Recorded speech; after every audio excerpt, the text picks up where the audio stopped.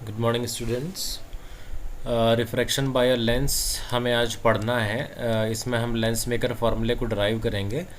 तो उसके लिए हमें क्या करना है कि ये जो कॉन्वेक्स लेंस है, कॉन्वेक्स लेंस हम मान करके चल रहे हैं। तो कॉन्वेक्स लेंस में क्या होगा, जो रे ऑफ लाइट होगी वो सबसे पहले ये जो पहला वाला सरफेस आएगा, जो लेफ्ट फेस आता है कर्व्ड फेस, यहाँ पर रिफ्रैक्शन होगा। उसके बाद सेकंड टाइम रिफ्रैक्शन कहाँ पर होगा, जो सेकंड सरफेस आएगा, सेकंड कर्व्ड सरफेस, वहाँ पर रिफ्रैक्शन होगा। पहला जो कर्व्ड सरफेस है वो ए बी सी है यहाँ पर, और जो दूसरा है वो है ए डी बी।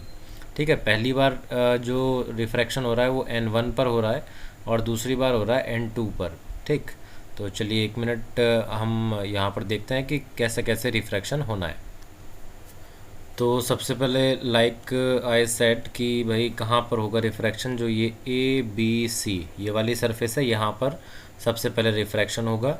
यहाँ पर ये आपको कर्व्ड सरफेस दिख रही होगी, कौन सी वाली, कॉन्वेक्स सरफेस दिख रही होगी। तो आप क्या करेंगे, यहाँ पर इक्वेशन आप अप्लाई करेंगे जो आपने पढ़ी हुई है कर्व्ड सरफेस पर, यानी कि कॉन्वेक्स कर्व्ड स्फेरिकल सरफेस पर जो रिफ्रैक्शन होता था वहाँ पर आपने पढ़ रखा था कि अगर रिफ्रैक्शन होगा तो क्या इक्वेशन आया करती है। इक्वेशन लास्ट टाइम हमने ऑब्टेन की थी कि N2/V minus N1/U is equals to N2 minus N1/R। कुछ इस तरीके से जो है एक इक्वेशन हमारे पास आ गई थी। तो इसी इक्वेशन को हमें हेल्प लेनी है इस इक्वेशन की, और जो है एक डेरिवेशन करना है। तो सबसे पहले देखिए ये आ गई है वो एक्सप्रेशन, यहाँ पर ये लिखा हुआ है। देखिए यहाँ पर क्या लिखा हुआ है, N1/OB plus N2/B1 is equals to N2 minus N1/BC1। क्या होगा कि ये जो आपने लगाया है, कहाँ पर लगाया इक्वेशन, ये इक्वेशन लगाई है हमने ए बी सी सरफेस पर। ठीक है, ओ बी देखते हैं, ये ओ बी क्या चीज़ है, ओ बी देखिए, ओ बी हो जाएगा यहाँ पर ऑब्जेक्ट डिस्टेंस। ठीक है, ये ओ बी जो है ऑब्जेक्ट डिस्टेंस हो जाएगा, और N2/B1 यहाँ पर क्या हो जाएगा, देखिए B1 देखते हैं, BI1 सॉरी, BI1 ये देखिए BI1 यहाँ पर क्या हो जाएगा, BI1 हो जाएगा इमेज डिस्टेंस। ठीक है, अब ये जो इमेज होगी जो I1 पर बनेगी, ये जो इमेज I1 पर बन रही है, ये क्या होगा, एक वर्चुअल ऑब्जेक्ट का काम करेगी, एक वर्चुअल ऑब्जेक्ट का काम करेगी। किसके लिए, जो सेकंड सरफेस है, सेकंड स्फेरिकल सरफेस है, उसके लिए ये ऑब्जेक्ट का काम करेगी। जो इमेज पहली वाली सरफेस बनाएगी वो इमेज ऑब्जेक्ट का काम करेगी, किसके लिए, दूसरी वाली सरफेस के लिए। ठीक, और तब जा कर के एक फाइनल इमेज इस आई पॉइंट पर जा कर के बनेगी। तो आई होप आप लोग समझ गए होंगे कि किस तरीके से हम इक्वेशन को लिख रहे हैं। तो यहाँ पर इसीलिए हमने कुछ इस तरीके से लिखा है। कैसे लिखा है कि भाई N2 देखिए यहाँ पर V माफ़ कीजिएगा, V नहीं, हाँ V, देखिए ये क्या हो जाएगा, ये V डैश हो जाएगा एक्चुअली। ठीक है, ये क्या हो जाएगा, V डैश हो जाएगा यहाँ पर, माइनस N1 ऑब्जेक्ट डिस्टेंस कितना हो जाएगा, U हो जाएगा, तो U लिख लिया आप लोगों ने। उसके बाद क्या किया, N2 माइनस N1/R किया। ठीक, R, अब R यहाँ पर कितना है आप देख सकते हो, R1 है। ये जो पहले वाली कर्व्ड सरफेस थी ए बी सी, इसका रेडियस ऑफ कर्वेचर R1 मान लिया, तो यहाँ पर ये पहली इक्वेशन हमारे पास आ गई। ठीक, इसके बाद क्या है, इसके बाद जो दूसरी इक्वेशन आएगी, देखिए दूसरी इक्वेशन कैसे आएगी। दूसरी इक्वेशन के लिए क्या करना होगा, दूसरी इक्वेशन का जो रिफ्रैक्शन होगा, देखो वो किस तरीके से होगा, वो इस तरीके से होगा कुछ कि जो रे ऑफ लाइट है वो ग्लास से होकर क्या रही होगी, भाई ऐसे ही तो था ना लेंस, तो पहली बार तो रिफ्रैक्शन हो गया यहाँ पर इस जगह पर। अब क्या है कि लाइट जो है वो ग्लास के अंदर ही ट्रेवल कर रही थी और इस दूसरे सरफेस पर जा कर के दोबारा से रिफ्रैक्शन करेगी। तो वो कंडीशन यहाँ पर बन रखी है आपके सामने। तो यहाँ ये कैसी सरफेस बन रही है, यहाँ पर भी एक कॉन्वेक्स स्फेरिकल सरफेस ही है, बस जो साइड थी वो एकदम अपोजिट यहाँ पर हो गई। तो यहाँ पर देखिए अब क्या है कि ये रे ऑफ लाइट आ रही थी। ठीक है, ये I1 जो था, I1 की I1 क्या था, I1 थी इमेज, किसकी इमेज थी, ये पहले सरफेस से जो रिफ्रैक्शन हुआ था उसकी इमेज थी। ये काहे की तरह काम कर रही है, ऑब्जेक्ट की तरह। किसके लिए काम कर रही है, सेकंड सरफेस के ऑब्जेक्ट की तरह काम कर रही है। तो ये जो डिस्टेंस हो जाएगा इस बार, यहाँ से D से जो डिस्टेंस हो जाएगा, ये क्या हो जाएगा, ये यहाँ का ऑब्जेक्ट डिस्टेंस हो जाएगा। ठीक है, और I जहाँ पर बन रहा है वो क्या हो जाएगा, फाइनल इमेज फॉर्मेशन हो जाएगी। अब इसके बाद देखिए एक चीज़ और है, यहाँ पर ये जो डिस्टेंस है ये हम u डिस्टेंस मान रहे हैं कहाँ से, d से। और जो पहले डिस्टेंस हमने माना था, जो पहले डिस्टेंस माना था वो कहाँ से माना था, वो b से माना था। अगर आप इस लेंस को पूरा बनाओगे तो d कहीं यहाँ पर है, b कहीं यहाँ पर है, ठीक। तो इसकी जो लेंस की थिकनेस है उस थिकनेस को हम क्या मान करके चल रहे हैं कि ये बहुत ही ज़्यादा कम है, ठीक। ये मान करके हम चल रहे हैं कि लेंस की थिकनेस बहुत ज़्यादा कम है। इसका मतलब अगर हमने कहा था पहले वाले पार्ट के लिए कि v dash is the distance of I1 from point B, है ना, और लेंस की थिकनेस है क्या, बहुत कम, तो इसका मतलब D पॉइंट से अगर आप मेज़र करते हो तो तब भी क्या होगा, थिकनेस बहुत कम थी। तो इसलिए D पॉइंट से भी I1 का जो डिस्टेंस होगा वो कितना होगा, V डैश के ही बराबर होगा, है ना। ये होगा तो V डैश के बराबर, बट सेकंड सरफेस के लिए किसका काम कर रहा है, सेकंड सरफेस के लिए ये ऑब्जेक्ट का काम कर रहा है। तो यहाँ पर सेकंड सरफेस की जगह, सेकंड सरफेस के लिए ऑब्जेक्ट डिस्टेंस की जगह पर हम क्या लिख देंगे, V डैश लिख देंगे, और जो V आ जाएगा वो फाइनल इमेज जो I पर बन रही थी उसके लिए आ जाएगा। तो एक्सप्रेशन जो आएगा वो कुछ ऐसा आएगा। देखिए सबसे पहले मैं लिख रहा हूँ पहली वाली सरफेस के लिए कितना आया, पहली वाली सरफेस के लिए कुछ इतना आया था, n2 upon v dash minus n1 upon u, n2 minus n1 upon r1, ठीक है। इस वाली सरफेस की जो रेडियस ऑफ कर्वेचर है वो r2 है, इस चीज़ को ध्यान में रखना है। तो सबसे पहले मैं राइट हैंड साइड लिख देता हूँ n2 माइनस n1 r2, इतना आ गया। अभी यहाँ पर देखो n2 माइनस n1 नहीं होगा एक्चुअली, तो यहाँ पर क्या होगा, यहाँ पर हो जाएगा, यहाँ पर ये बदलेगा, बदलेगा मीन्स n1 माइनस n2 हो जाएगा, ठीक है। और यहाँ पर देखिए क्या आ जाएगा, यहाँ पर आ जाएगा, यहाँ पर कितना आएगा, यहाँ पर ये आएगा n1 upon v minus n2 upon v dash, ये आ जाएगा। क्यों, क्योंकि यहाँ पर ऑब्जेक्ट डिस्टेंस आना था, तो ऑब्जेक्ट डिस्टेंस किसके बराबर है, v डैश के बराबर है, ठीक है। अब देखिए ये जो दोनों इक्वेशन है ना, ये जो दोनों इक्वेशन है इन दोनों को हम क्या कर देंगे, ऐड कर देंगे। जब आप इन्हें ऐड करोगे तो देखिए कुछ पार्ट है इसमें वो कैंसिल हो जाएगा, ये वाला जो पार्ट है इस वाले पार्ट से कैंसिल हो जाएगा। कितना बच जाएगा, n1 तो दोनों में कॉमन आ रहा है, 1 upon v 1 upon u is equals to, यहाँ पर कितना आ जाएगा बच्चों, n2 minus n1 upon r minus, minus नहीं प्लस आएगा, देखिए माइनस ही आएगा एक्चुअली। क्यों आएगा माइनस, वो मैं बताता हूँ आपको। मैंने क्या कर लिया, माइनस साइन यहाँ पर कॉमन ले लिया, इसमें से माइनस साइन मैंने कॉमन ले लिया, तो यहाँ पर ये r2 आ गया, ठीक। तो अभी हमारा जो नेक्स्ट स्टेप होगा वो क्या होगा, जो नेक्स्ट स्टेप होगा देखिए कुछ इस तरीके से होगा, मैं बताता हूँ, एक मिनट थोड़ा सा, हाँ ठीक है। देखिए अब इसके बाद हम क्या लिख सकते हैं, हमने क्या करना है, इस पूरी इक्वेशन को n1 से डिवाइड कर देना है। जब n1 से डिवाइड करूँगा तो लेफ़्ट हैंड साइड जो आएगी वहाँ पर क्या बचेगा, 1 upon v minus 1 upon u, इतना बच जाएगा। और राइट हैंड साइड पर देखो कितना बचेगा, देखो n2 माइनस n1, इतना तो हमने कॉमन ले लिया, डिवाइड किससे कर रहे हैं, n1 से, तो ब्रैकेट में कितना बच जाएगा, 1 upon r1 minus 1 upon r2, इतना बच जाएगा। अब यहाँ पर ये 1 upon v minus 1 upon u, आपको पता है ये 1 अपॉन एफ के बराबर होता है, और यहाँ पर कितना आ जाएगा, n2 अपॉन n1 माइनस 1, यहाँ इतना बचा, और आगे ब्रैकेट में बचेगा 1 upon r1 minus 1 upon r2, कुछ इतना बच जाएगा। अब ये जो n2 अपॉन n1 है ना, n2 अपॉन n1 है, ये क्या आ जाएगा, देखिए यहाँ पर ये आ जाएगा, इतना बन जाएगा फॉर्मूला लास्ट में, 1 upon f is equals to n21 minus 1 bracket 1 upon r1 minus 1 upon r2, इतना ये फार्मूला यहाँ पर रह जाएगा। इसी फार्मूले को आप क्या कहते हैं, लेंस मेकर फार्मूला कहते हैं। बहुत इम्पॉर्टेंट है ये, कई बार आया हुआ भी है एग्ज़ाम में, हो सकता है इस बार भी आ जाए, कुछ नहीं कह सकते, ठीक है। तो यही फार्मूला आपको देखिए यहाँ पर ये दिखा रखा है, ठीक। तो जो फोकल लेंथ होती है वो किन चीज़ों पर डिपेंड करती है, किसी भी लेंस की फोकल लेंथ दो चीज़ों पर डिपेंड करेगी। सबसे पहला तो रिफ्रैक्टिव इंडेक्स क्या है, और दूसरी बात उसके बाद रेडियस ऑफ कर्वेचर कितना कितना है जो दो सरफेसेस रहेंगी उनका, है ना। इन चीज़ों पर ये डिपेंड करता है लेंस मेकर फार्मूला। अभी इसके बाद में देखिए फर्स्ट फोकल पॉइंट और सेकंड फोकल पॉइंट ये यहाँ पर लिख रखा है, ये आप देखिए इसको भी पढ़ लेते हैं कि क्या चीज़ होती है फर्स्ट फोकल पॉइंट और second focal point. The focus on the side of original source of light is called first focal line point, whereas on the other side it is called second focal point. बहुत ही आसान चीज़ है, जो focus कहाँ पर पड़ रहा हो, उस साइड पर पड़ रहा हो जिधर ओरिजिनल सोर्स ऑफ लाइट है ना, तो उस साइड पर क्या होगा, फर्स्ट फोकल पॉइंट कहलाएगा। भाई लेंस के केस में क्या होता है, दो फोकस होते हैं ना, एक इधर और एक इधर।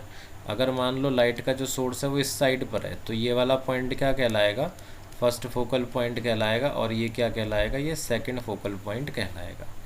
तो ये सब कुछ चीज़ें थी यहाँ पर, इसको करते हैं हम हटा देते हैं।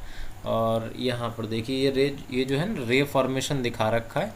रूल्स हुआ करते थे कि अगर रे ऑफ लाइट पैरेलल जाएगी प्रिंसिपल एक्सिस के तो आफ्टर रिफ्रैक्शन फोकस से होकर के जाती है। अगर कोई रे ऑफ लाइट ऑप्टिकल सेंटर से होकर के जा रही है तो सीधी जाएगी। अगर कोई रे ऑफ लाइट फोकस से होकर के जा रही है तो वो क्या हो जाती थी, पैरेलल हो जाती थी, है ना। तो ये सब था। इमेज डिस्टेंस यहाँ पर ऑब्जेक्ट डिस्टेंस ये नेगेटिव साइड पर आ रहा है तो ये लेफ़्ट साइड पर है तो नेगेटिव काउंट होगा। इमेज डिस्टेंस राइट साइड पर है तो पॉजिटिव काउंट होगा। अगर इमेज नीचे की तरफ बन रही है तो हाइट नेगेटिव काउंट होगी। ऑब्जेक्ट अगर ऊपर की तरफ था तो ये कैसा काउंट होगा, पॉजिटिव काउंट होगा। बिल्कुल इसी तरीके से आपका कॉनकेव में भी रहेगा इमेज फॉर्मेशन, ठीक है। तो ये कुछ इमेज फॉर्मेशन के रूल हो गए यहाँ पर। इसके बाद पावर ऑफ लेंस आपको देखिए यहाँ पर ये पावर ऑफ लेंस दे रखा है। पावर ऑफ लेंस भी पढ़ लेते हैं। देखिए पावर ऑफ लेंस क्या होता है, पावर ऑफ लेंस होता है reciprocal of focal length, reciprocal of focal length. तो पावर ऑफ लेंस का फॉर्मूला क्या हो जाता है, 1/4 फोकल लेंथ f हो जाता है। यहाँ पर आपको ये चीज़ ध्यान रखनी है that this focal length will be in metres, right. इसकी जो SI यूनिट होती है पावर ऑफ लेंस की वो कितनी होती है, डायोप्टर होती है। D से हम इसे डिनोट करते हैं। तो यहाँ पर हम क्या कर सकते हैं, 1 डायोप्टर को डिफाइन भी कर सकते हैं। देखिए पावर इज इक्वल्स टू कितना है, 1/f। पावर 1 डायोप्टर कब हो जाएगी, जब फोकल लेंथ 1 मीटर होगी। तो बस लिख देंगे कि power of a lens will be 1 dioptre when it's focal length will be 1 metre. या कोई ऐसा लेंस जिसकी फोकल लेंथ यूनिट होती है उसकी पावर कितनी हो जाएगी, 1 डायोप्टर हो जाएगी। इस तरीके से हम डिफाइन कर सकते हैं। देखिए फोकल लेंथ क्या होता है, पॉजिटिव होती है फॉर कॉन्वेक्स लेंस, है ना, और नेगेटिव होती है किसके लिए, कॉनकेव लेंस के लिए। तो बिल्कुल इसी तरीके से पावर का भी केस है। पावर देखिए अगर पॉजिटिव है, पॉजिटिव डायोप्टर है, तो इसका मतलब ये किसके लिए है, कॉन्वेक्स लेंस के लिए है। और अगर जो पावर है वो नेगेटिव डायोप्टर में आ रही है तो इसका मतलब क्या है कि ये जो है ये कॉनकेव लेंस के लिए लिख रखा है ना। ये सब चीज़ें हैं इसमें। तो इसके बाद हम बढ़ते हैं आगे। ये न्यूमेरिकल है, न्यूमेरिकल आप करिएगा बिल्कुल। अगर कोई प्रॉब्लम यहाँ पर आएगी न्यूमेरिकल में तो बिल्कुल पूछ सकते हैं आप। इसके बाद यहाँ पर कॉम्बिनेशन ऑफ लेंसेज पढ़ने हैं बच्चों। कॉम्बिनेशन ऑफ लेंसेज क्या होंगे, कॉम्बिनेशन ऑफ लेंसेज में एक लेंस के साथ में दूसरा लेंस रख दिया जाता है ना। एक लेंस के साथ में दूसरा लेंस रख दिया जाता है और ये भी माना जाता है कि ये जो इनके ऑप्टिकल सेंटर होंगे, इनके ऑप्टिकल सेंटर के बीच में जो डिस्टेंस होगा ये डिस्टेंस बहुत ही ज़्यादा कम होगा। इतना ज़्यादा कम होगा कि ये लगभग 0 के बराबर होगा, ठीक है। तो हम जो भी इस कॉम्बिनेशन के लिए डिस्टेंस मेज़र कर सकते हैं वो इन दोनों के सेंटर पॉइंट से कर सकते हैं। इस P पॉइंट को हम मान करके कर सकते हैं। तो ऑब्जेक्ट यहाँ पर पॉइंट ऑब्जेक्ट है, तो P से जो है O तक की डिस्टेंस कितनी हो गई, U हो गई। यहाँ पर देखिए 2 बार रिफ्रैक्शन होगा ये मान करके हम चल रहे हैं। एक बार होगा पहले लेंस की वजह से, दूसरी बार होगा दूसरे लेंस की वजह से। अब ये कैसे कैसे हम पढ़ रहे हैं समझिए ज़रा। सबसे पहले हमने ये मान लिया कि जो लेंस B है वो यहाँ पर रखा हुआ ही नहीं है, सिर्फ एक लेंस रखा हुआ था, लेंस A रखा हुआ था। तो ऑब्जेक्ट से रेज चली और चलने के बाद क्या हुआ, रिफ्रैक्शन हुआ। जब रिफ्रैक्शन हुआ तो इमेज कहाँ पर बनी, I1 पर बनी। अब ये जो इमेज है ये पहले वाले सरफेस की वजह से बनी है, जो क्या करेगी, फिर से वही चीज़ होगी, ऑब्जेक्ट का काम करेगी। कौन से सरफेस के लिए? दूसरे सरफेस के लिए या दूसरे लेंस के लिए ऑब्जेक्ट का काम करेगी, और तब जाकर फाइनल इमेज कहाँ बनेगी? आई पॉइंट पर बनेगी। बस इसी चीज़ को हमें यहाँ पर देखिए यूज़ करना है। तो यहाँ पर इन्होंने देखो क्या लिखा, 1 मिनट ज़रा रुकिएगा, ठीक है। अब देखिए, देखते हैं। सबसे पहले तो रिफ्रैक्शन अगर लेंस ए के लिए हो रहा है तो तब कितना लिखा जाएगा? फॉर्मूला होता है 1/v minus 1/u equal to 1/f। देखिए इमेज डिस्टेंस कितना है पहले वाले लेंस के लिए? ये v1 है, तो यहाँ पर v1 आ गया। फोकल लेंथ पहले वाले लेंस की हमने f1 मान ली, इसलिए यहाँ पर 1/f1 आ गया था। इसको एक इक्वेशन मान लिया। बिल्कुल इसी तरीके से दूसरे लेंस के लिए लिख दिया। भाई दूसरे लेंस के लिए ऑब्जेक्ट डिस्टेंस क्या होगा? भाई वही होगा जहाँ पहले की इमेज बन रही थी, यानी कि कितना? v1 होगा, इसलिए यहाँ पर v1 आया। जो फाइनल इमेज बन रही है वो i पर बन रही है, इसकी डिस्टेंस कितनी होगी? v होगी, तो यहाँ पर ये v आ गया। अब इसके बाद जो दूसरा लेंस है, इसकी फोकल लेंथ कितनी मान ली हमने? इसकी फोकल लेंथ मान ली f2, तो यहाँ पर ये f2 आ गया। इस तरह से दो इक्वेशन हमारे पास आ गई, एक इक्वेशन ये आ गई और दूसरी आ गई ये। दोनों को हम क्या कर देंगे? ऐड कर देंगे। दोनों को ऐड करने के बाद क्या होगा? एक तो टर्म कट जाएगी, कैंसिल हो जाएगी, और फिर उसके बाद बचेगा 1/v minus 1/u is equal to 1/f plus 1/f1 plus 1/f2। ठीक है।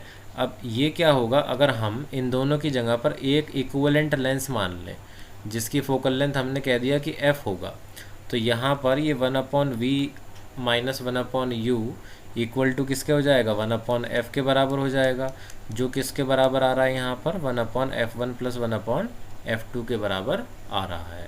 अब देखिए इसी फॉर्मूले की हेल्प से ये जो फॉर्मूला आया कि 1/f is equals to 1/f1 plus 1/f2, ये फार्मूला क्या बताएगा आपको? ये कम्बाइंड लेंस की फोकल लेंथ बताएगा। इसी फार्मूले को आप कम्बाइंड पावर निकालने के लिए यूज़ कर सकते हो। 1/f हो जाएगा p के बराबर, 1/f1 हो जाएगा p1, और ये हो जाएगा p2 के बराबर। इसी तरीके से कई लेंसेज के आप कॉम्बिनेशन यहाँ पर पढ़ सकते हो, और साथ में ये न्यूमेरिकल में भी इसी तरीके से यूज़ हो जाते हैं। इसके बाद नेक्स्ट टॉपिक देखते हैं बच्चों। देखिए नेक्स्ट टॉपिक पढ़ने से पहले एक चीज़ यहाँ पर हमें देखनी पड़ेगी, ये ठीक है, ये यहाँ पर देखना पड़ेगा। ये मैग्नीफिकेशन के लिए दे रखा है। मान लीजिए यहाँ पर दो लेंस दे रखे थे, अगर पहले की मैग्नीफिकेशन m1 दूसरे की मैग्नीफिकेशन m2 है, तो पूरे कॉम्बिनेशन की मैग्नीफिकेशन कितनी हो जाएगी? m1 m2 हो जाएगी। ठीक है। अगर मान लीजिए दो से ज़्यादा लेंस रखे होंगे तब कितना हो जाएगी? तब ये इसी तरीके से मल्टीप्लाई होती रहेगी। तो फोकल लेंथ के लिए इस तरीके से पढ़ लिया हमने कि रेसिप्रोकल का एडिशन करना पड़ेगा, पावर में सिंपल एल्जेब्रिक एडिशन करना पड़ेगा, और मैग्नीफिकेशन के लिए हमें क्या करना पड़ेगा? मल्टीप्लाई करना पड़ेगा। ये सब चीज़ें जो हैं हमने यहाँ पर पढ़ ली हैं। ठीक है। अब चलते हैं नेक्स्ट टॉपिक पर। नेक्स्ट टॉपिक देखते हैं इसके बाद कि नेक्स्ट टॉपिक क्या है। नेक्स्ट टॉपिक है आपका रिफ्रैक्शन थ्रू अ प्रिज्म। तो प्रिज्म के थ्रू किस तरीके से रिफ्रैक्शन होगा ये हम यहाँ पर पढ़ेंगे। उससे पहले यहाँ पर ये एंगल ऑफ डेविएशन दे रखा है, इसको देख लेते हैं कि क्या होता है। The angle between the emergent ray and the direction of incident ray is called angle of deviation. और एंगल ऑफ डेविएशन को ये डेल से डिनोट करते हैं। डेल इस तरीके से बनाया जाता है, डेल ऑपरेटर। तो देखिए एंगल ऑफ डेविएशन जो है एक एंगल है, सबसे पहली बात तो ये। अब एंगल दो चीज़ों के बीच में है, ये दो चीज़ें कौन सी हैं? एक तो है एमर्जेंट रे, एक क्या है? एमर्जेंट रे है, और दूसरी चीज़ क्या है? Direction of incident ray. Direction of incident ray, इन दोनों के बीच में जो एंगल बनता है उसी को हम एंगल ऑफ डेविएशन कहते हैं। डेल से डिनोट कर लिया करते हैं। ठीक है। इसके बाद में आगे पढ़ते हैं नेक्स्ट। देखिए यहाँ पर ये रहा प्रिज्म इस तरीके से। 10th क्लास में आपने सिर्फ डिस्पर्जन ऑफ लाइट पढ़ा था, यहाँ पर बहुत सारी चीज़ें पढ़ने को मिलेंगी। ये प्रिज्म हो गया, ट्रायंगुलर प्रिज्म है। यहाँ पर ये दो रिफ्रैक्टिंग सरफेस के बीच में जो एंगल बनता है ना, इस एंगल को हम कहते हैं एंगल ऑफ प्रिज्म, और इसे ए से डिनोट करते हैं। उसके बाद यहाँ पर ये I incident ray of light PQI, refraction हुआ तो रिफ्रैक्टेड रे बन गई क्यू आर, और आर एस जो थी प्रिज्म से बाहर आ गई, इसलिए इसको कहा जाएगा एमर्जेंट रे ऑफ लाइट। इसे कहा जाएगा एमर्जेंट रे ऑफ लाइट, इसे कहा जाएगा रिफ्रैक्टेड रे ऑफ लाइट, और इसे कहा जाएगा इंसिडेंट रे ऑफ लाइट। अब एंगल्स के बारे में डिस्कस करते हैं। इंसिडेंट रे बनाती है एंगल ऑफ इंसिडेंस, और रिफ्रैक्टेड रे बनाती है एंगल ऑफ रिफ्रैक्शन। इस जगह पर भी रिफ्रैक्शन हो रहा था, तो फिर से दो एंगल बनने लाजमी है यहाँ पर।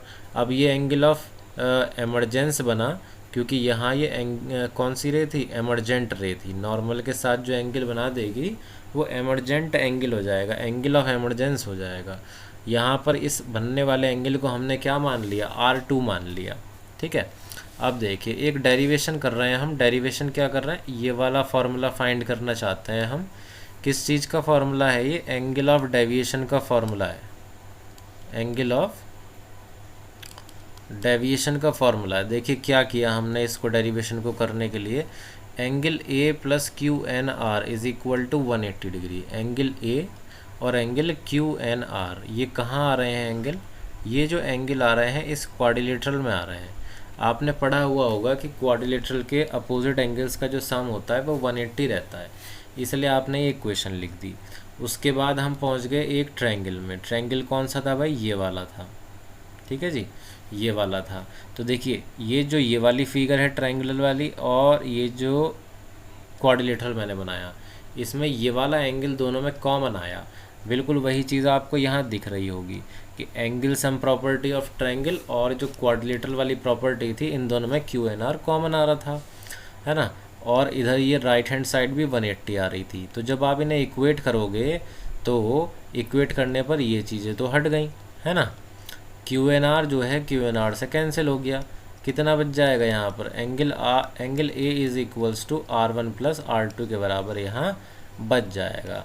तो इसको आपने मान लिया एक इक्वेशन। ठीक है, ये आ गई आपकी एक इक्वेशन।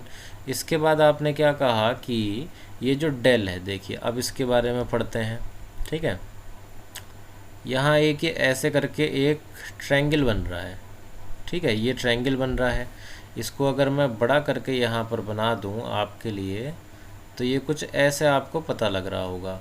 ये जो एंगल है ये डेल है, तो ये वाला एंगल कितना होगा, यहाँ देखिए आप, ये जो पूरा एंगल है इतना, ये जो पूरा एंगल है ये किसके बराबर होगा, इस वाले एंगल के बराबर होगा। ये वाला एंगल कितना है, आई, तो इधर ये टोटल पूरा एंगल कितना होगा, आई। इसका मतलब आई में से अगर R1 हम घटा दें तो कितना एंगल बचेगा हमारे पास, ये ऊपर वाला एंगल बचेगा। यानी कि हमारे पास बचेगा I माइनस R1। बिल्कुल इसी तरीके से ये वाला जो एंगल है ये कितना आ जाएगा, देखो इधर कितना है, E, तो सीधी सी बात है ये आ जाएगा E माइनस R2। ठीक है, अब अगर हमने इन दोनों का सम किया, इस वाले एंगल का और इस वाले एंगल का, तो हम इसे लिख सकते हैं, किसके बराबर लिख सकते हैं, हम इसे लिख सकते हैं डेल के बराबर। इसीलिए हमने लिख दिया del is equals to I minus R1 plus E minus R2। यहाँ से क्या होगा, यहाँ से डेल इज इक्वल्स टू आ जाएगा I प्लस E, और माइनस मैंने लिया कॉमन, R1 प्लस R2 लिख दिया, और उसके बाद आपकी ये इक्वेशन आ जाएगी del is equals to I plus E minus A, क्योंकि R1 प्लस R2 किसके बराबर था, A के बराबर था। ठीक है, तो कुछ इस तरीके से ये हो जाएगा। ये डेरिवेशन आ गया आपके पास। तो यहाँ पर दो चीज़ें याद रखने वाली हैं, एक तो R1 प्लस R2 A के बराबर होगा, और दूसरा जो है ये डेल का जो फॉर्मूला यहाँ पर हमें मिला है। ठीक है, इसके बाद आगे बढ़ते हैं हम। देखिए यहाँ पर एक मिनिमम डेविएशन वाला केस दे रखा है। देखिए डेविएशन क्या होगा, ये जो एंगल ऑफ डेविएशन बन रहा है, जिसको हमने अभी थोड़ी देर पहले पढ़ा था कि डायरेक्शन ऑफ इंसिडेंट रे और एमर्जेंट रे के बीच में जो एंगल बनता है यही होता है एंगल ऑफ डेविएशन। क्या होगा, एक पर्टिकुलर एंगल ऑफ इंसिडेंस के लिए ये जो डेविएशन की वैल्यू होती है ये मिनिमम हो जाती है ना। एक पर्टिकुलर एंगल ऑफ इंसिडेंस के लिए डेल की जो वैल्यू है मिनिमम मिलती है, और जब ये वैल्यू मिनिमम मिलती है तब हम इसे कहते हैं एंगल ऑफ मिनिमम डेविएशन, और डेल एम से हम इसे डिनोट कर देते हैं। अब बच्चों ये डेल एम ये जो डेल है, डेल एम के बराबर कब हो जाता है? जब मिनिमम डेविएशन हो रहा हो। और मिनिमम डेविएशन के केस में ये रिज़ल्ट याद रखना आप लोग कि आई जो है किसके बराबर हो जाता है? ई के बराबर हो जाता है, और R1 जो है R2 के बराबर हो जाता है। ठीक है, ऐसा क्यों हो जाता है? क्योंकि ये जो रिफ्रैक्टेड रे ऑफ लाइट थी मिनिमम डेविएशन के केस में, ये इस ट्रायंगल के बेस के पैरेलल हो जाती है। ठीक है, तो तब जा कर के ये रिज़ल्ट आते हैं कि I इज़ इक्वल्स टू ई और R1 is equal to R2, और बाद में हम इसे R के बराबर भी मान लेते हैं कि ये दोनों एंगल जो हैं ये R के बराबर हैं। ठीक है, तो मिनिमम डेविएशन वाला जो केस है वो पढ़ लेते हैं यहाँ पर हम। मिनिमम डेविएशन देखो आपको यहाँ पर देखने को मिलेगा, del is equal to D M. यहाँ पर ये जो डी एम कैपिटल डी और एम से दिखा रखा है, ये मिनिमम डेविएशन ही बता रहे हैं कि del equal to del D M हो जाएगा जब आई बराबर ई और R1 बराबर R2 होगा। R1 बराबर R2 को R के बराबर मान लिया। हमने पढ़ा है कि R1 प्लस R2 A के बराबर होता है। अगर दोनों की वैल्यू R लिख दूँ मैं तो यहाँ पर कितना आ जाएगा? 2R इक्वल टू A, और R इक्वल टू कितना आ जाएगा? A/2। तो यहाँ पर R की वैल्यू आ गई आपके पास। R क्या है असल में? यहाँ पर एंगल ऑफ रिफ्रैक्शन है। ठीक है, अब देखिए एक इक्वेशन आपके पास कितनी आई थी? Del equal to I plus E minus A आई थी। डेल की जगह पर हम डी एम लिख सकते हैं, कब? जब हम ई की जगह पर आई लिख सकते हैं। यानी कि यहाँ से क्या इक्वेशन आ जाएगी? D M is equals to 2i minus A आ जाएगी। अब अगर यहाँ से आप i निकालना चाहें तो i कितना आ जाएगा? i आ जाएगा a plus D M upon 2 आ जाएगा। रिफ्रैक्टिव इंडेक्स का फॉर्मूला आपने पढ़ ही रखा है ना? कितना होता है? Sine i upon sine r हुआ करता है। तो i की जगह आप ये वैल्यू लिख दो, ये जो आ गई अभी अभी, और r की जगह पर क्या लिख दोगे? a/2। ये भी कैलकुलेट करा था आपने। तो देखिए रिफ्रैक्टिव इंडेक्स का फॉर्मूला क्या बन जाएगा? ये बन जाएगा sine a plus D M upon 2 upon sine a upon 2। ये फार्मूला बन गया रिफ्रैक्टिव इंडेक्स का फॉर अ प्रिज्म। प्रिज्म के केस में ये बन रहा है फार्मूला। अब देखिए ये ग्राफ दिखा रखा है यहाँ पर, किस किस के बीच में है? एंगल ऑफ डेविएशन और एंगल ऑफ इंसिडेंस के बीच में है। मैंने आपको बताया था कि ये जो वैल्यू है लगातार घटती है। एक पर्टिकुलर एंगल ऑफ इंसिडेंस के लिए डेल की वैल्यू मिनिमम होती है, उसी को हम डीएम कहते हैं, और फिर उसके बाद क्या देखने को मिलता है कि फिर बढ़ने लगती है ये वैल्यू, यानी कि एक बार मिनिमम होती है और फिर दोबारा बढ़ जाती है। ठीक है, चलिए जी, तो ये यहाँ पर चीज़ें हम पढ़ चुके हैं। इसके बाद देखते हैं आगे क्या चीज़ है। इसके बाद देखिए यहाँ पर एक थिन प्रिज्म के लिए, थिन प्रिज्म मतलब अगर एक ऐसा प्रिज्म है जिसमें एंगल ऑफ प्रिज्म बहुत ही ज़्यादा कम है, ठीक है, तो उसको हम क्या कहते हैं? थिन प्रिज्म कहा करते हैं। तो थिन प्रिज्म के केस में क्या होगा? जब आपको पता है कि अगर थीटा की वैल्यू बहुत कम हो तो साइन थीटा को हम थीटा के बराबर रख देते हैं, अप्रॉक्सीमेट। तो ऐसे ही यहाँ पर क्या है कि sine a plus D M upon 2 को सिर्फ a plus D M upon 2 के बराबर और साइन a/2 को a/2 के बराबर रख देंगे। तब आपको सॉल्व करने पर क्या मिलेगा? आपको ये मिलेगा कि angle of minimum deviation will be equal to n/1 minus 1 upon into A. इतना आपके पास आंसर आ जाएगा एंगल ऑफ मिनिमम डेविएशन का। ध्यान रहे ये फार्मूला हमें तभी अप्लाई करना है जब प्रिज्म कैसा दे रखा हो? थिन प्रिज्म आपको दे रखा हो। देखिए इसके बाद ये चीज़ें हैं, some natural phenomena due to sunlight. इसमें क्या है कि स्कैटरिंग हम पढ़ा करते थे, ठीक है, रेनबो की फॉर्मेशन हम पढ़ा करते थे। तो ये सब जो है इस बार CBSE बोर्ड ने इस सब को हटा दिया है। ये देखिए स्कैटरिंग ऑफ लाइट, ठीक है, और यहाँ पर हाँ ठीक है, सनराइज सनसेट वगैरह जो हुआ करते थे ये सब कुछ यहाँ से इस बार हटा दिया गया है। तो इस बार जो है हम अब क्या पढ़ने वाले हैं? ऑप्टिकल इंस्ट्रूमेंट्स पढ़ेंगे। ठीक है, ऑप्टिकल इंस्ट्रूमेंट्स पढ़ लेते हैं, ये हमारे सिलेबस में है। तो सबसे पहला जो ऑप्टिकल इंस्ट्रूमेंट है वो क्या है? माइक्रोस्कोप है। माइक्रोस्कोप आप जानते हैं, आपने सुना हुआ भी होगा, बहुत ही कॉमन है। A simple magnifier or microscope is a converging lens of a small focal length। यानी कि आप कोई भी एक कन्वर्जिंग लेंस ले लीजिए, मतलब कि कॉन्वेक्स लेंस ले लीजिए, है ना, उसी को ही आप क्या कह सकते हैं, माइक्रोस्कोप कह सकते हैं। वो क्या रहता है, उसका उसका नाम क्या कह सकते हैं आप, एक माइक्रोस्कोप कह सकते हैं, एक सिंपल मैग्नीफायर उसे आप कह सकते हैं। क्यों? क्योंकि वो ऑब्जेक्ट्स को मैग्नीफाई करके एक बड़ी इमेज प्रोड्यूस करा सकता है। ठीक है। In order to use such a lens as microscope the lens is held. अगर आपको एक माइक्रोस्कोप को लेंस की तरह, मतलब लेंस को माइक्रोस्कोप की तरह यूज़ करना है, तो उस केस में आपको क्या करना होगा, देखिए मैं ऐसे ही बता देता हूँ आपको। जो ऑब्जेक्ट रहेगा, देखिए जैसे यहाँ पर ये ऑब्जेक्ट है, ये आपका कन्वर्जिंग लेंस है, तो इस ऑब्जेक्ट को क्या होना पड़ेगा, नियरर होना पड़ेगा जो लेंस है उसके, है ना। ऑब्जेक्ट जो है दूर नहीं होना चाहिए, ऑब्जेक्ट को आपको क्या रखना है, लेंस के पास में रखना है, तब जा कर के आपको उसकी एक सीधी और एक बड़ी इमेज वहाँ पर देखने को मिलेगी।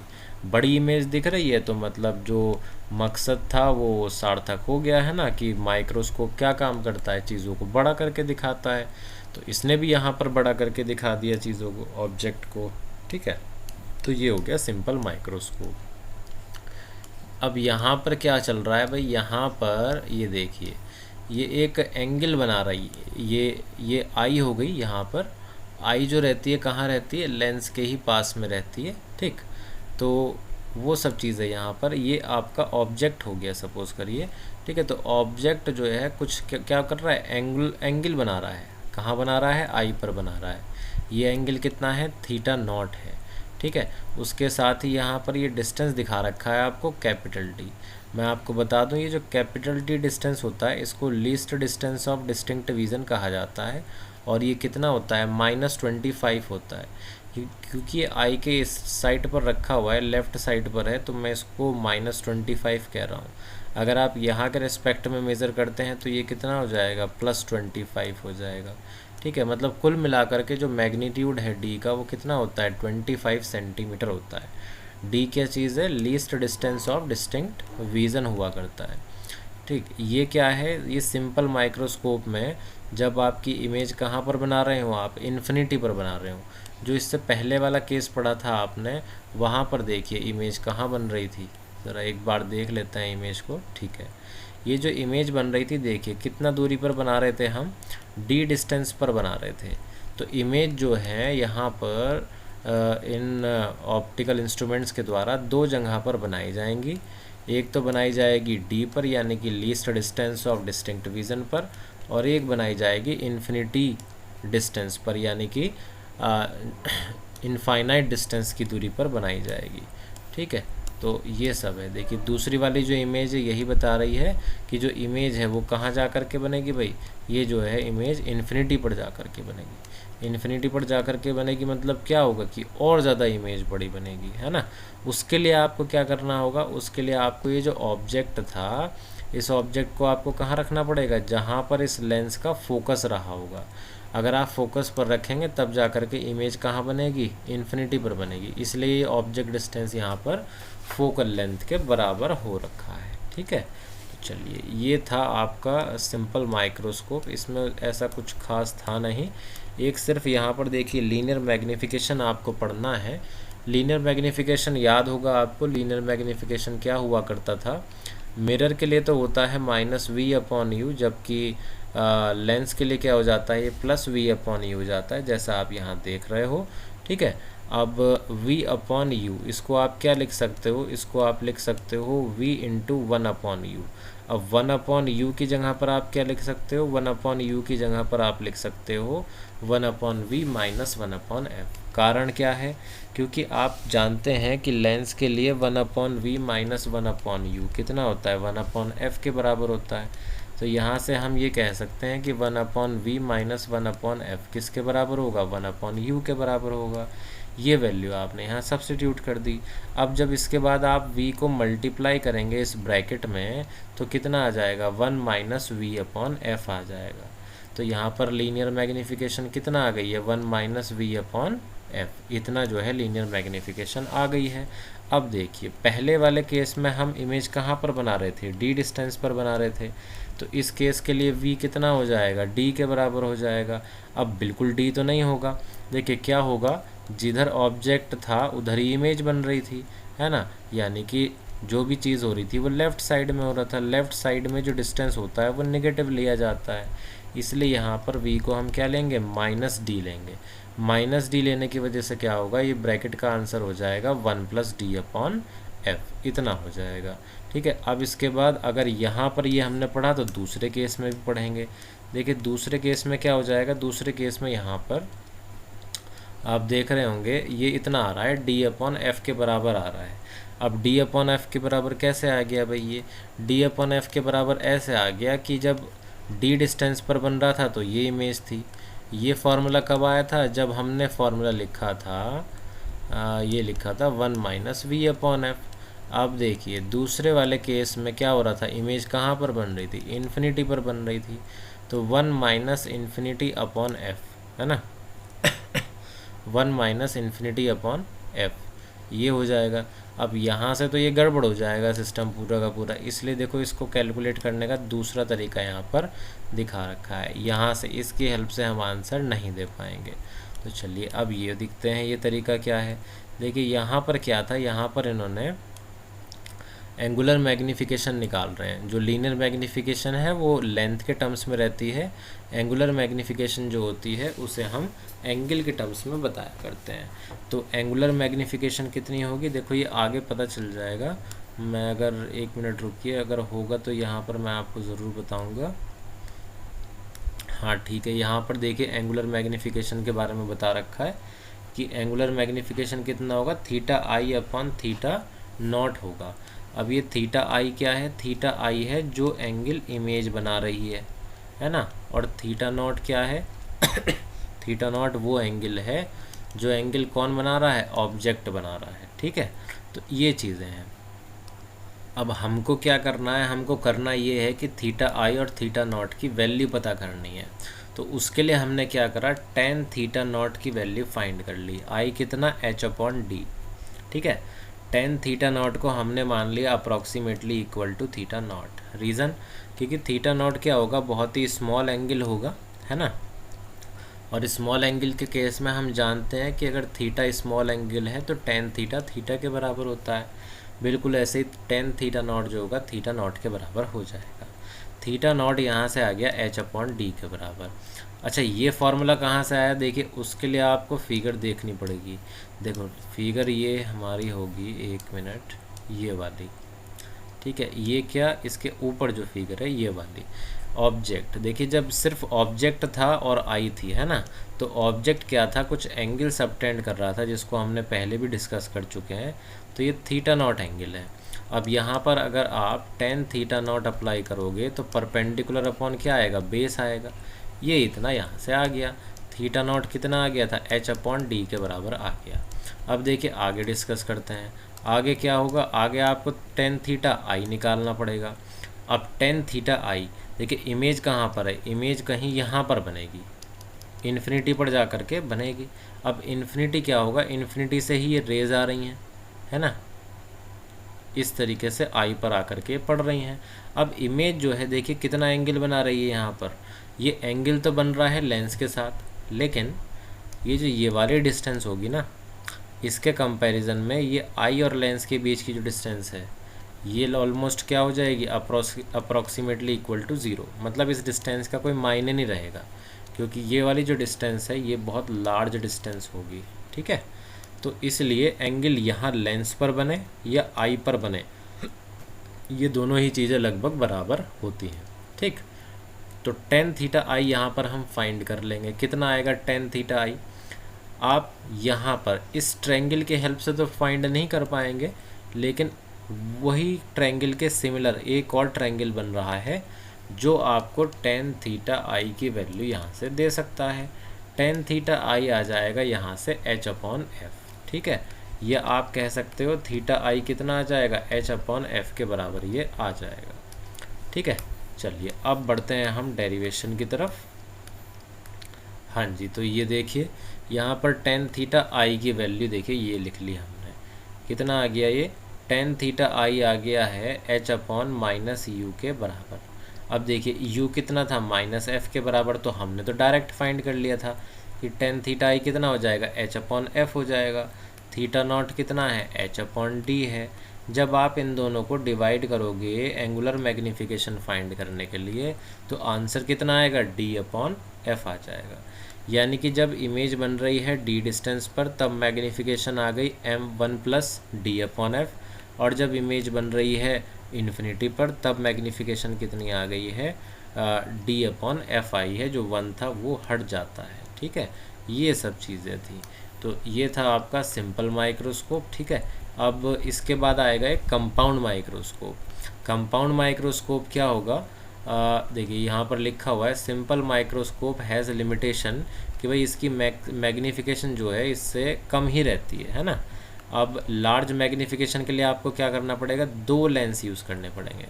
तो जिस माइक्रोस्कोप में हम दो लेंस यूज़ करते हैं उसी को ही हम क्या कहा करते हैं, कंपाउंड माइक्रोस्कोप कहा करते हैं। कंपाउंड माइक्रोस्कोप में एक लेंस का नाम होता है ऑब्जेक्टिव और दूसरे का नाम होता है आईपीस। ऑब्जेक्टिव उसका नाम होता है जो लेंस ऑब्जेक्ट के पास रहता है, और आईपीस उसका नाम होता है जो लेंस आई के पास में रहता है। ठीक है, इस तरीके से इनके जो है नाम दिए गए हैं। अब इसके बाद जो इमेज बनती है, इमेज फॉर्मेशन होती है कंपाउंड माइक्रोस्कोप के केस में, वो कुछ इस तरीके से है। यहाँ पर अगर हम थोड़ा सा इसको समझ लें एक बार, तो देखिए क्या है कि ये आपका ऑब्जेक्ट रखा है, ऑब्जेक्ट के पास वाले लेंस को ऑब्जेक्टिव कह दिया, यहाँ से ये रेज चली, पहला लेंस जो है इमेज बनाएगा, एक कहाँ पर बनाएगा, इस जगह पर इमेज बना दी। इमेज जो है एच डैश हाइट की आ गई, ऑब्जेक्ट जो था एच हाइट का था।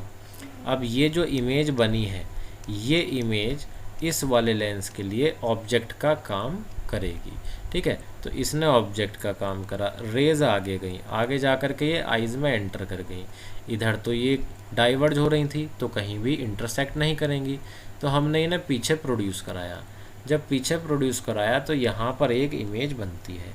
ये जो इमेज है कौन सी है, ये image A double dash B double dash. तो इस ए बी ऑब्जेक्ट की एक बहुत बड़ी इमेज बन जाती है A double dash B double dash. अब देखिए ये जो इमेज है हमने कितनी दूरी पर बनाई है, डी डिस्टेंस पर बनाई है। जैसे कि मैंने आपको बताया था इमेज दो जगह पर बनाएंगे हम, एक तो होगी डी पर और एक होगी इन्फिनिटी पर। ठीक है, अब देखिए इन्फिनिटी वाला केस भी मैं आपको दिखाता हूँ, इमेज दिखाता हूँ इन्फिनिटी वाले केस की। एक मिनट रुकिए ना, दे ही नहीं रखी है वो फिगर, है ना। क्या होगा बच्चों, देखिए मैं आपको इसी में समझाता हूँ फिर कि किस तरीके से वो इमेज बनेगी। जैसे यहाँ पर ये डाइवर्ज हो रही है ना रेज ऑफ लाइट, वहाँ क्या होगा, ये डाइवर्ज नहीं होंगी, ये क्या होंगी, पैरेलल जाएंगी। क्यों, क्योंकि इधर भी क्या होगा, ये डॉटेड बन करके पैरेलल जाएंगी, जैसे सिंपल माइक्रोस्कोप में हमने पढ़ा था। और ये जैसे इमेज यहाँ दिखा रखी है उसमें ये इमेज जो है क्या हो जाएगी, ये यहाँ पर डिसअपियर हो जाएगी। क्यों, क्योंकि जो इमेज है वो कहाँ पर बन रही है, इन्फिनिटी पर बन रही है, तो इसलिए हम यहाँ पर इसको नहीं दिखाएंगे। ठीक है, और तब जो है एक यहाँ पर और एक चीज़ होगी, वो क्या होगा, वो ये होगा कि देखिए इस टाइम पर क्या है, आप देख रहे हो जब इमेज डी पर बन रही है, जब इमेज डी डिस्टेंस पर बन रही है, तो ऐसा कब हो रहा है, जब ये ऑब्जेक्ट फोकल लेंथ के अंदर रखा हुआ है ना। देखो फोकल लेंथ के कहाँ है, ये अंदर है। अब अगर इन्फिनिटी पर इमेज बनानी होगी तो इस ऑब्जेक्ट डिस्टेंस को हमें क्या करना पड़ेगा, फोकल लेंथ के बराबर करना पड़ेगा। यानी कि जो ऑब्जेक्ट है वो कहाँ आएगा, इस जगह पर आएगा। या आप कह सकते हैं कि पहले ऑब्जेक्ट की जो इमेज बनेगी वो कहाँ पर, पहले लेंस की जो इमेज बनेगी वो यहाँ बनेगी, जो दूसरे लेंस के लिए ऑब्जेक्ट का काम करेगी। तब जा कर के जो इमेज है ये कहाँ बनेगी, इन्फिनिटी पर जा कर के इमेज बनेगी। मुझे लगता है आप लोगों को समझ में आ गया होगा जैसे पहले वाली फिगर थी। ठीक है, तो इसके बाद जो है क्या है, बस वही चीज़ है, फिर से हम क्या करेंगे, एंगुलर मैग्नीफिकेशन कैलकुलेट करेंगे। तो चलिए देखते हैं कैसे एंगुलर मैग्नीफिकेशन आएगी। बच्चों ये जो इसका डेरिवेशन है बहुत ज़्यादा लेंदी हो जाएगा थोड़ा समझाने के हिसाब से, तो वीडियोस के हिसाब से फिर बहुत ज़्यादा लेंदी हो जाएगी, ऑलरेडी 44 मिनट की हो चुकी है। तो इस डेरिवेशन को हम कल पढ़ेंगे। इस वीडियो में हम यहीं पर जो है इसको क्लोज करते हैं वीडियो को। तो let us see you in next video. Till then आप लोग इसके टॉपिक के जो टॉपिक्स हमने पढ़े हैं इसके नोट्स बना लेना और रिवाइज करते रहिए। ठीक है, चलिए, थैंक यू वेरी मच।